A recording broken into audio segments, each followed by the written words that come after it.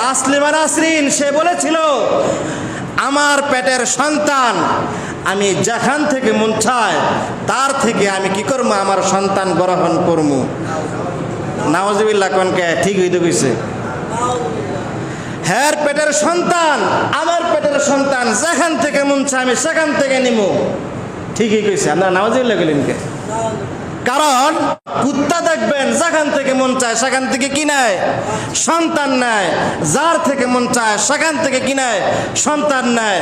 তাসলিমা নাসরিন আর কুত্তার ভিতরে কোনো পার্থক্য নাই, জোরে বলেন ঠিক কিনা।